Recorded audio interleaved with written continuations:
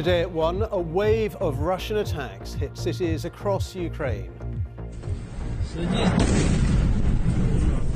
Russia is said to have launched more than 80 missiles targeting the capital, Kyiv, for the first time in several months.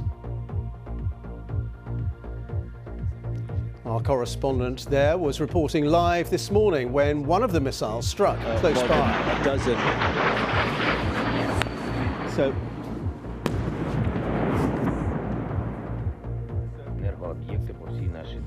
Ukraine's President Volodymyr Zelensky says Russia is trying to wipe his country off the face of the earth. President Putin says the missile strike today is retaliation for what he called a terrorist attack by Ukraine on a key bridge in Crimea. We'll have the latest from Kyiv and from Moscow and asking whether Russia is now escalating the war, also this lunchtime. The Chancellor, Kwasi Kwarteng, bows to pressure and brings forward his plan for balancing the government's finances. Striking barristers deliver their verdict on a government pay offer. They will accept it and go back to work. A nurse pleads not guilty to murdering 7 babies and attempting to murder 10 others as her trial begins in Manchester. And the scourge of plastic fishing nets that trap wildlife in our seas. Could a new recycling plan offer a solution? And coming up on the BBC News Channel, sprinter CJ Ujah is banned for nearly 2 years after testing positive for 2 banned substances at last year's Tokyo Olympic Games.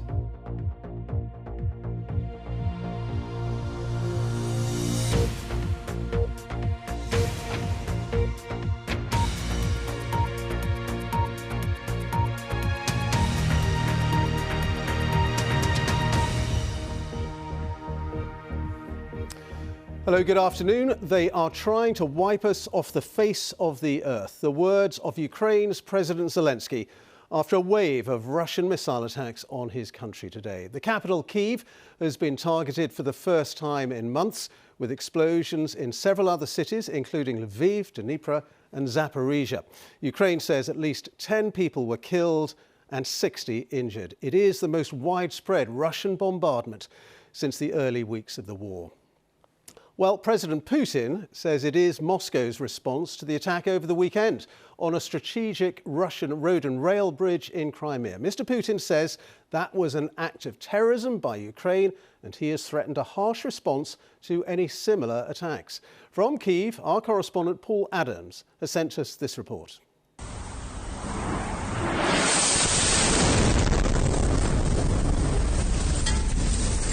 After months of quiet in the capital, the war is back.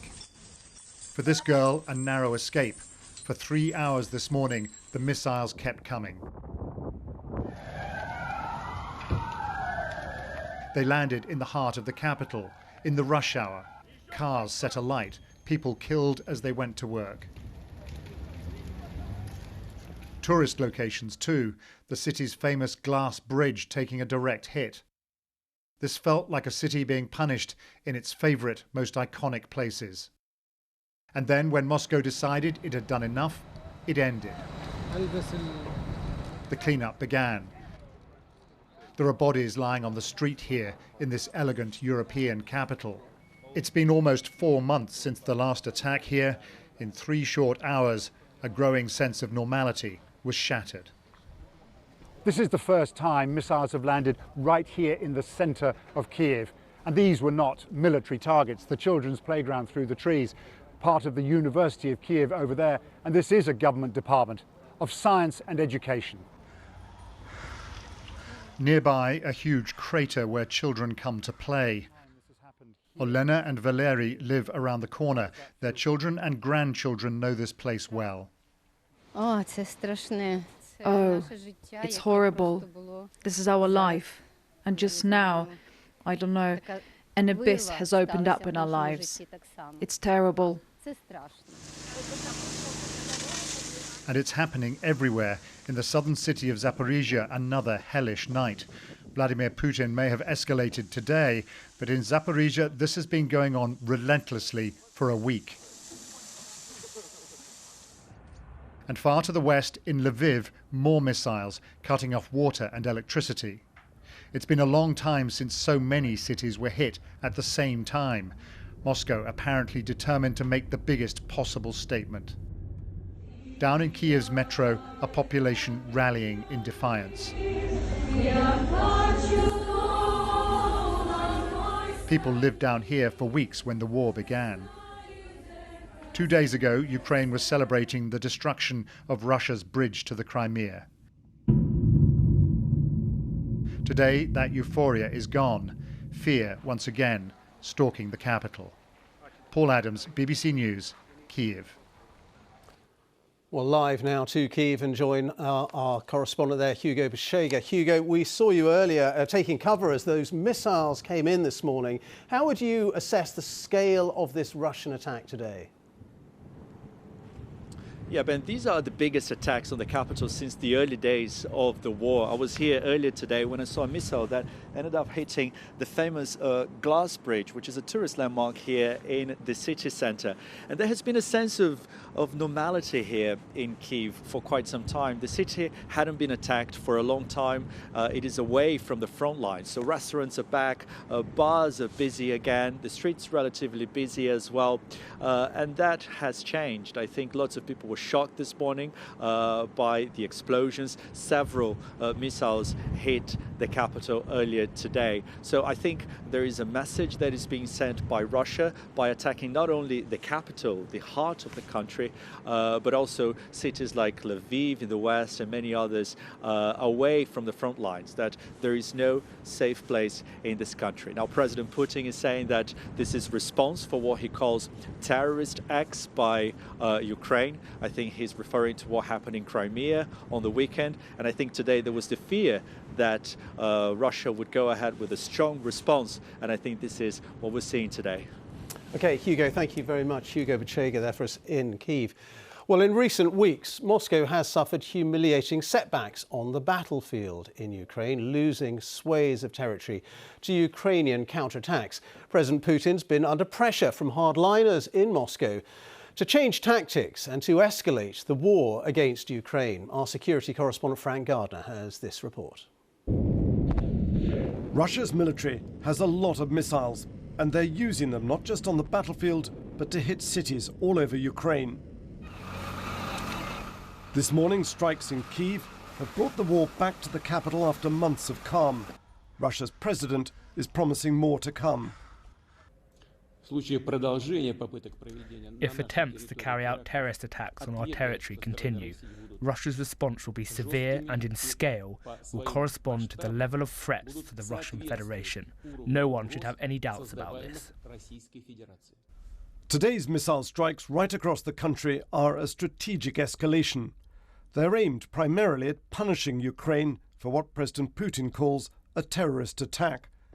He's referring to Saturday's explosion on the Kerch Bridge, linking Russia to illegally occupied Crimea.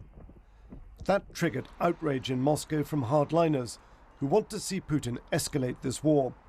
There's been mounting criticism there of Russian Defense Minister Sergei Shoigu for the poor performance of the Russian army. Ukraine's forces are pushing the Russians back on several fronts. They are better equipped, better led, and better motivated than the Russians. But they are heavily dependent on Western weapons. President Putin wants to scare the West into stopping that supply line. The sort of action we've seen today with these missiles, which are much more for psychological than practical effect, is a way of Putin trying to reassert the initiative and encourage his supporters, and indeed those people who are against him, that they can still win this war. And this is not going to happen. Ukraine on the current path will eventually win this war. But for now, there's still a lot more damage Russia can inflict on Ukraine's population, hitting homes and energy supplies to make them suffer for resisting its invasion. Frank Gardner, BBC News. And let's go live to Moscow now and join our Russia editor Steve Rosenberg, who is there. And we heard in that report how President Putin is under pressure from hardliners. Tell us more about what he's been saying so far today. I think the first thing to say, Ben, is what we saw today from Vladimir Putin, this massive display of force. this came as no real surprise, because basically what we've been seeing from President Putin for months now, particularly over the last 3 weeks, has been escalation, followed by escalation, followed by escalation, leading up to today's bombardment, which Vladimir Putin called a mass strike. He also, as we heard before, issued a threat of another harsh response. It is clear, Ben, I think, that that attack last Saturday on the bridge that links Russia with the Crimean Peninsula, that was a blow to Vladimir Putin. He took that personally, because that bridge really symbolises President Putin's annexation of Crimea. So I think such a response was going to happen. The question now is, what happens next? Well, based on what I've just said, there is a fear, of course, of further escalation. And I want to read you something that the former Russian President, Dmitry Medvedev, wrote on his social media just a short while ago. He said, "Ukraine would be a constant, direct and clear threat to Russia. The aim of our future actions must be the full dismantling of the political regime in Ukraine." Now, if that is the view of the Kremlin today, of President Putin, then that suggests that Russia is going to push on until it makes sure the whole of Ukraine is back in Russia's orbit. One last thing, when Russia talks about the Ukrainian threat, we mustn't forget that President Putin began this by invading Ukraine. Steve, thank you very much indeed. Steve Rosenberg there, our Russia editor in Moscow. Other news now, and the Chancellor, Kwasi Kwarteng, has bowed to pressure and will set out his plan for balancing the government's finances on the 31st of October. That's nearly a month earlier than originally planned. The fiscal statement is expected to give details about how the Chancellor intends to pay for £43 billion worth of tax cuts, as well as proposals to reduce debt. Well, let's get more on this with our political correspondent, Damian Grammaticus, who's at Westminster. Damian, does this change of date amount to something of a minor U-turn by the Chancellor?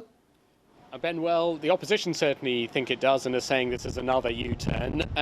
Remember, back to that budget that he presented, as you're saying, those tens of billions of pounds worth of tax cuts, which spooked markets. Initially, we saw the value of the pound falling. They're worried about, those markets, about the government having to borrow those tens of billion pounds every year to make up the shortfall.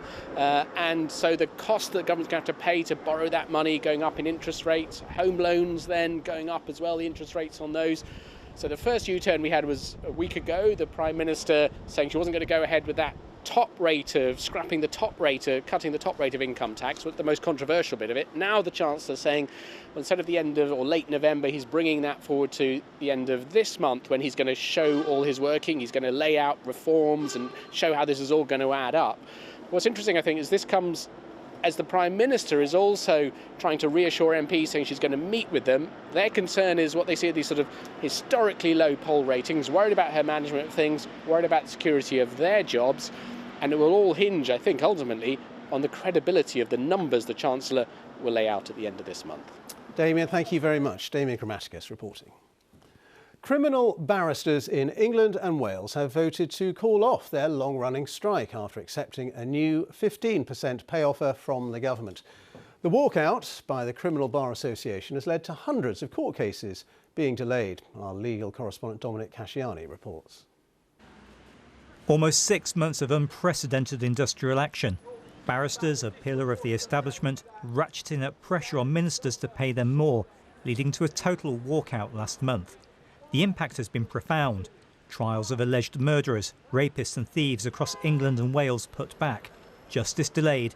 Victims in limbo. But now, weeks after a change at the top of government, a breakthrough leading to the Criminal Bar Association suspending its action. Barristers have narrowly accepted a new government package that pays for most criminal trials. There will be a 15% increase in fees for defence work. That also applies to the backlog of 60,000 cases. There will also be talks on a formal pay review body to stop future disputes. The deal ends a freeze in legal aid that has led many barristers to quit criminal law.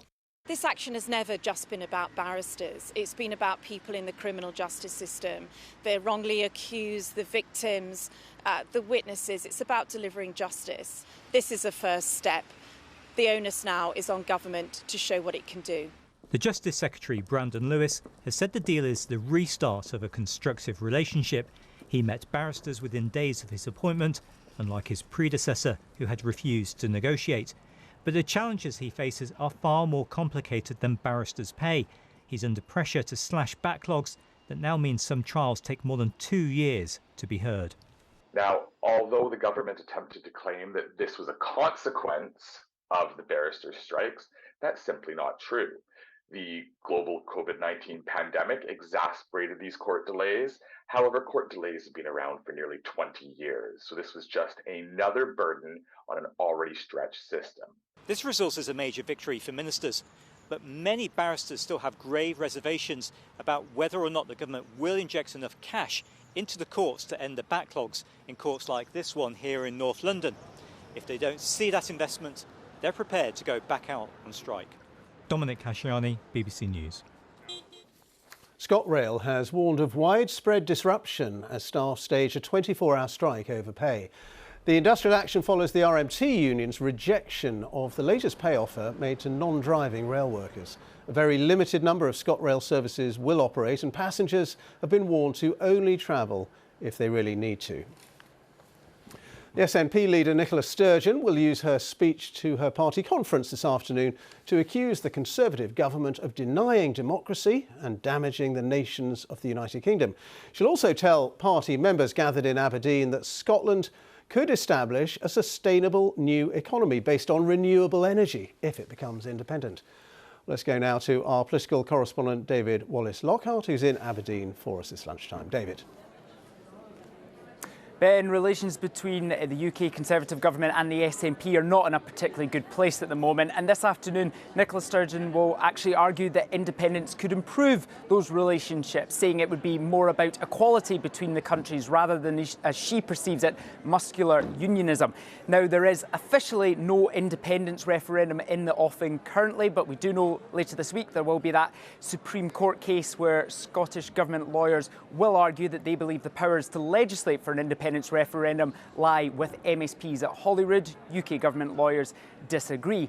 If there is to be no independence referendum down that route, we know the SNP plan is to run in the next UK general election as a proxy, a de facto independence referendum. Some uncertainty amongst some of the delegates here at conference about how exactly that could ultimately bring about independence.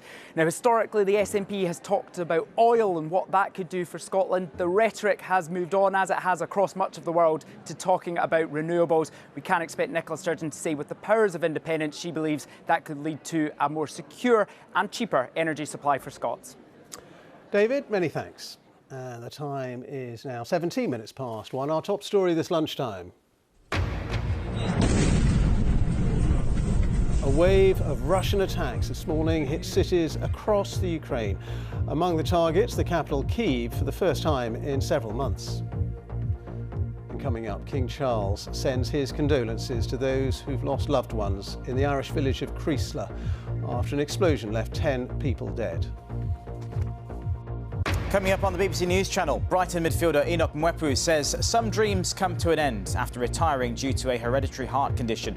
The club say it puts him at a higher risk of a fatal cardiac arrest if he continued playing.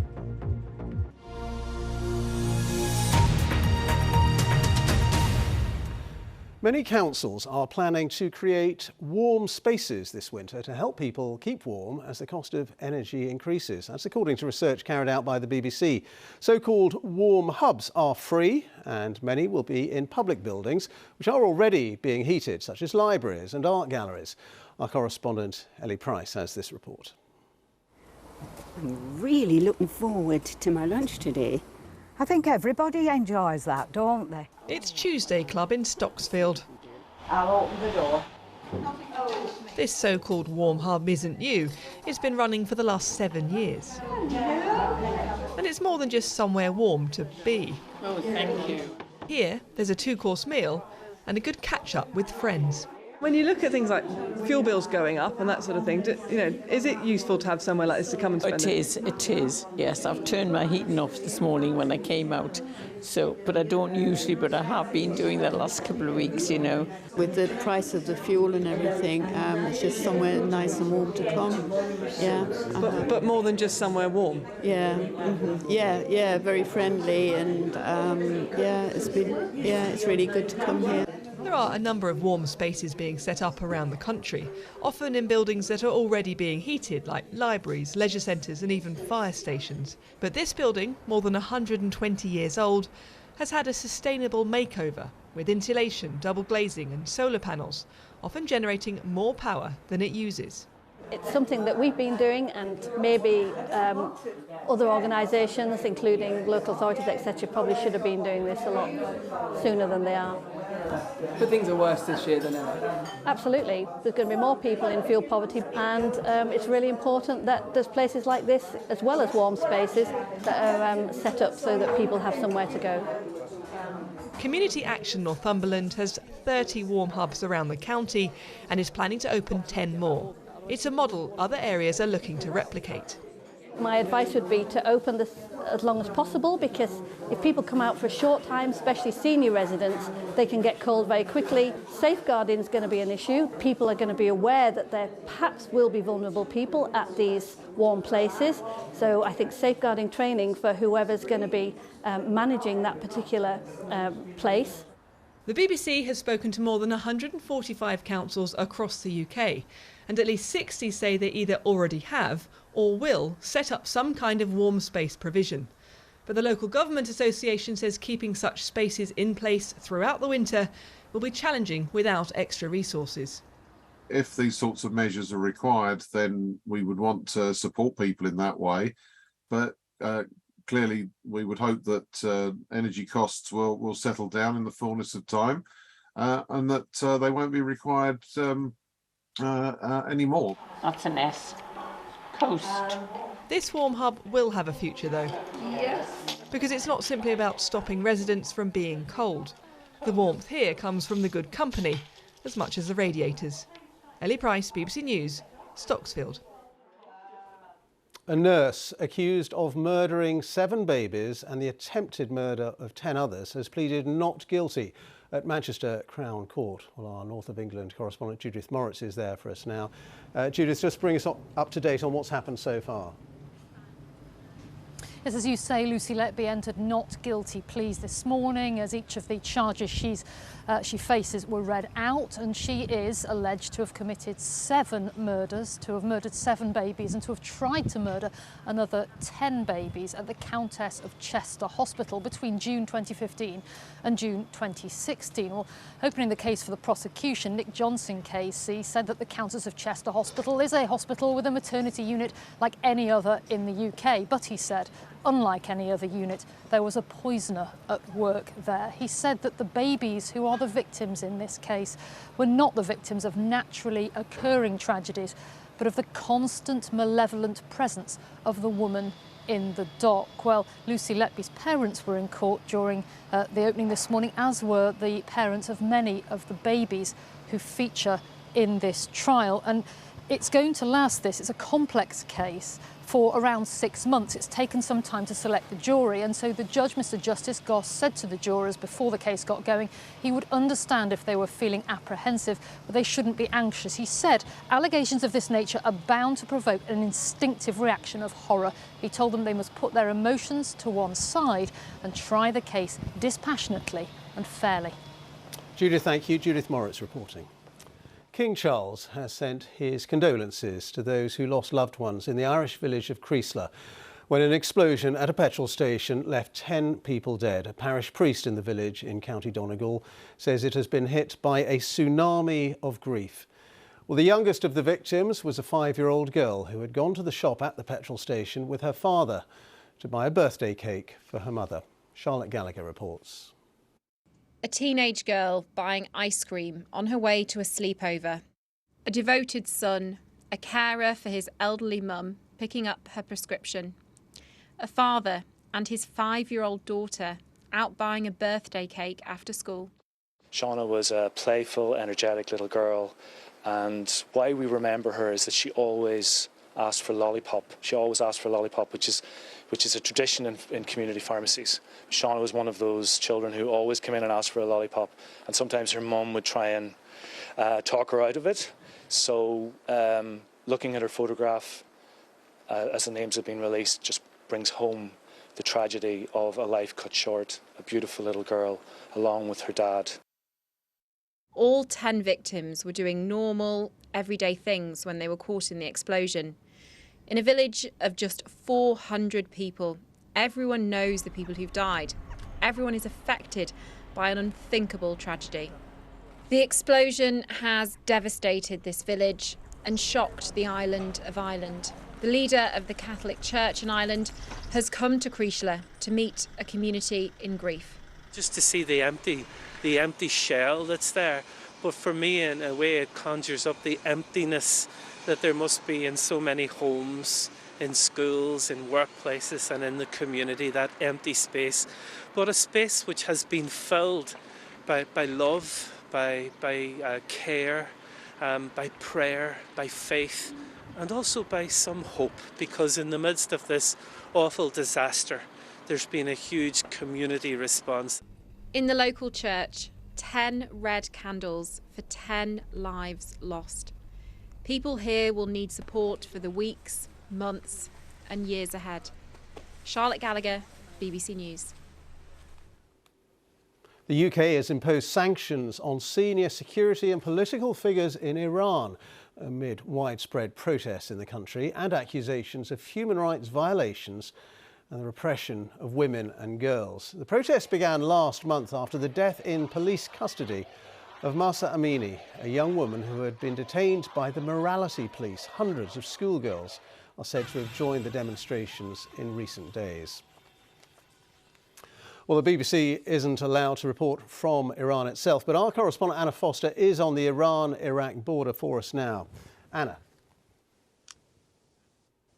Ben, this is one of the few places where you can actually speak to Iranians as they come through this border crossing at Penjwan, which they're doing in small numbers. But what is notable is how scared everybody is about speaking out about what is happening in Iran at the moment. I was at the bus station here this morning, the place where people arrive by taxi before moving further into Iraqi Kurdistan. And they all said that if they spoke about what they'd seen, the demonstrations, the protests, the fear, then they would be picked up and killed, they believed, by Iranian intelligence. Now, one person I have been able to speak to is the cousin of Mahsa Amini. He is based here in Iraqi Kurdistan. He is a Peshmerga fighter. He is a member of an anti-Iranian political party here. And he says he and her family have received death threats. Since the first day of Gina's passing, our family have been under immense pressure from the Islamic Republic officials so that we don't talk to the human rights organizations or channels outside of Iran, so that they don't tell anyone from the outside world about Gina's passing. My own family are under Islamic Republic torture. And those protests are continuing. We heard overnight in the Kurdish town of Sanandaj, further protests, further violence. People who live in that area say, in fact, the number of arrests and deaths are being far underreported. And the question still remains, at what point will these protests either be contained by the Iranian regime or start to weaken its foundations in some kind of significant way? Anna, thank you. Anna Foster there on the Iranian border. Now, we often hear of the damage that plastics cause to our waterways and wildlife, and fishing nets are thought to be the hardest plastic of all to recycle. Trawler nets are particularly hard to process as they accumulate so much debris when they're pulled along the seabed. But a new scheme now means they will be recycled in the UK for the first time. Our environment correspondent Jonah Fisher has this report. Our seas are filling up with plastic. Much of it are the bottles and bags that we throw away every day. But about 10% comes from the fishing industry. And the problem with abandoned nets is that they keep catching things. On the Cornish coast, that means seals. These were spotted with parts of old nets around their necks. Basically, seals are very incurious creatures, and they will come up and look at the lost fishing gear. It's the most exciting thing they've seen all day, and they'll play with it. And that entanglement is unfortunately life-threatening. So how does all that fishing gear get there? We'll just change this, change that. Yeah. Well, some of it is lost, but for years the fisherman's dirty secret was that the easiest way of getting rid of an old net was to dump it at sea. Adam's a skipper working out of Brixham Harbour. And he says things have changed, with fishermen now bringing in their old nets, as well as any debris and plastic they find out in the open sea. So if you imagine everybody was dumping their nets after 6 to 12 months, you can imagine what would be out there. And now nobody's doing it, and now we're trawling it all up. I mean, it's a massive difference we're doing, a massive difference we're making. See if it's okay. For the last few years, a scheme has been in place which takes away the fishermen's old nets once they've been brought to shore. Part of the reason why recycling fishing nets is so complicated is because they're made up of all sorts of different materials. There's metal in here, there's different sorts of plastic, and that all has to be sorted out, and that's what Neil's doing here before the plastic parts, the recyclable bits, can be sent off to be processed. This is the new processing facility in the Cotswolds, which means that nets from British trawlers can, for the first time, be recycled here in the UK. They're usable in a variety of different applications. For example, our footwear components here contains the fishing nets. So these are in people's shoes? These are in people's shoes, yes. So people walking around with some of our customers' shoes on, they will have some fishing nets in them. So incredible. So it's gone from being a net to footwear? Yeah, absolutely, yeah. It's a small step forward in what will be a long journey, cleaning up our polluted oceans. Jonah Fisher, BBC News, in Brixham Harbour. OK, time now for a look at the weather for the week ahead. Here's Chris Fawkes. Hi, Chris. Hi, Ben. After our incredibly dry summer, we need some rain. And last week, actually, we had some fairly heavy rain across the hills of the northwest of the UK, but there really wasn't very much rainfall at all across the southeast last week. Now, looking at the weather picture this week, rain initially will be falling mostly across the northwest of the UK until Thursday. That's when we're going to see some heavier rain working across southern parts of England and Wales, bringing some useful and welcome falls of rain. Mind you, we did have a bit of rain this morning.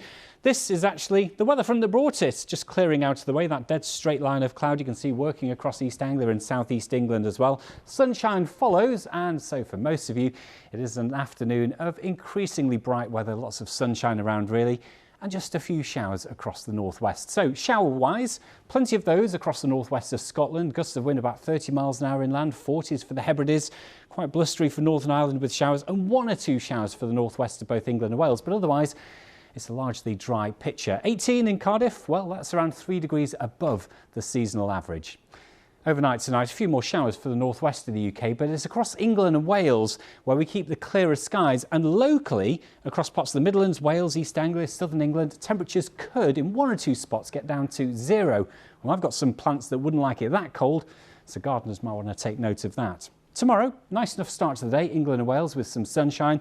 Always a bit more cloud for Scotland and Northern Ireland with a few morning showers, but more general outbreaks of rain working to the northwest of the UK towards the end of the afternoon. Temperatures 13 to 16 degrees Celsius.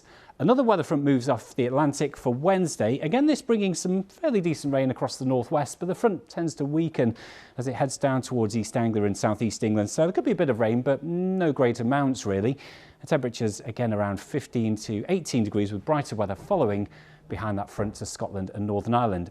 It's on Thursday that we're likely to see the wettest weather across the south of the country, thanks to this area of low pressure moving in. Now, the wettest weather looks set to be across southern parts of England, southern Wales as well. If this area of rain just works a little bit further northwards, it could be accompanied by some stronger gusts of wind across the south. So there's still a few details to be ironed out, but it looks like it'll turn quite wet and windy late in the day and through Thursday night as well across the northwest of the country. For Friday and the weekend, we're going to continue with a fairly blustery westerly wind setup, bringing a mixture of sunny spells and some passing showers. Temperatures not changing a great deal, but of course, where we do see the rain, it will be welcome after such a dry summer. Ben. All right, Chris, thank you very much. And that is all from the BBC News at 1. So it's goodbye from me, and on BBC One Now, we'll join the BBC's news teams where you are. Have a very good afternoon.